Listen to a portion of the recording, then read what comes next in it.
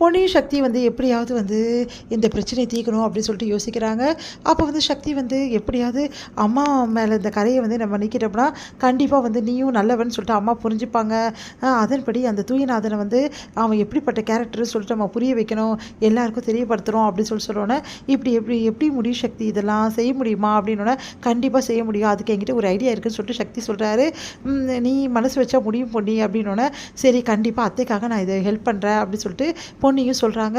அடுத்து வந்து பொன்னிக்கிட்ட சொல்கிறாரு, நீ சூப்பராக வந்து ட்ரெஸ் பண்ணிக்கிட்டு தூய்நாதன் வீட்டுக்கு போகணும், அவன் கண்டிப்பாக பொண்ணுங்கன்னா மயங்கிடுவான், அதுக்கப்புறம் எப்படியாவது அந்த வீடியோவாக எடுத்து நம்ம வெளியே இல்லாம் அப்படின்னு சொல்லிட்டு இந்த பட்டன் கேமரா வச்சுக்கோன்னு சொல்லிட்டு கொடுத்து அனுப்புகிறாரு.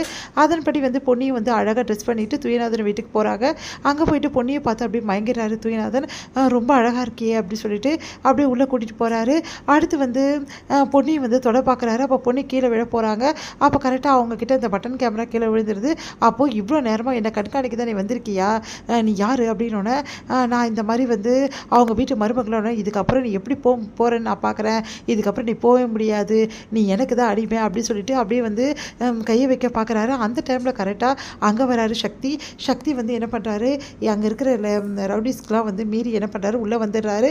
பொண்ணையும் காப்பாற்றுறாரு.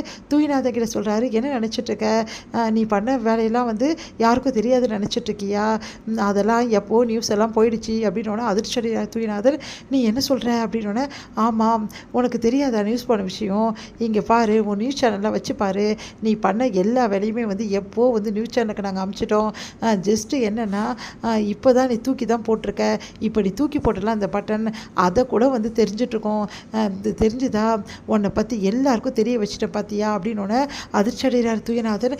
இப்படி பண்ணிட்டானேன்னு சொல்லிட்டு அப்படியே பார்த்துட்டே இருக்காரு. உடனே வந்து எல்லாருமே வந்து வந்துடுறாங்க வெளியே. பாத்தியா உனக்காக தான் வெளியே வெயிட் பண்ணிட்டு இருக்காங்க, ஜனக உன்னை சும்மாவே விட மாட்டாங்க, என் அம்மாவை எப்படியெல்லாம் அசிங்கப்படுத்தி அவமானப்படுத்தி வீட்டில் உட்கார வச்ச, அதோட மோசமாக நீ அவமானப்படுத்தப்படுவ புரியுதா, பொம்பளைங்கிட்ட எவ்வளோ பேர்கிட்ட நீ வந்து மோசமாக நடந்துக்கிற, அதுக்கெல்லாம் உனக்கு இருக்குடா அப்படின்னு சொல்லிட்டு வெளியே கூட்டிகிட்டு வராரு. எல்லா ஜனங்களும் அவரை பிடிச்சிக்கிறாங்க.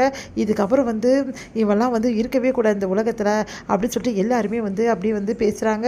இதெல்லாம் பார்த்து தூய்நாதனுக்கு என்ன பண்ணுறதுன்னு தெரியல. போலீஸும் வந்து கூட்டிகிட்டு போகிறாங்க. அதுக்கப்புறம் அங்கே இருக்க எல்லாருமே வந்து அந்த ஊடகங்கள் எல்லாருமே ஓடி வந்து பேட்டி எடுக்கிறாங்க.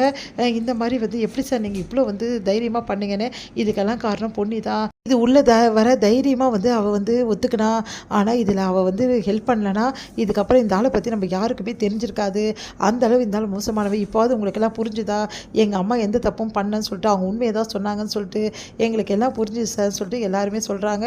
இது எல்லாத்தையுமே வந்து ஜெயாவும் அவங்க ஃபேமிலியும் வந்து டிவியில் பார்த்து அதிர்ச்சி அடைகிறாங்க. இதை பார்த்துட்டு வந்து செம்மையாக டென்ஷன் ஆகிடுறாங்க. வந்து பிரீத்தி இப்படி நடந்துச்சு, அவளை இப்படியாவது வந்து வீட்டை விட்டு அனுப்பிச்சிட்டேனே, மறுபடியும் வந்து வீட்டுக்கு வந்துடுவாளா அப்படின்னு சொல்லிட்டு செம்மையாக டென்ஷன் ஆகிடுறாங்க. இப்போ பார்த்தியா என் மருமக எப்படிப்பட்டவன் சொல்லிட்டு சந்திரசேகர் வந்து சொல்கிறாரு. இதெல்லாம் பார்த்து ஜெயா அதிர்ச்சி அடைகிறாங்க. எல்லாருமே அதிர்ச்சியாக அப்படியே பார்த்துக்கிட்டே இருக்காங்க. இதோட முடியுது.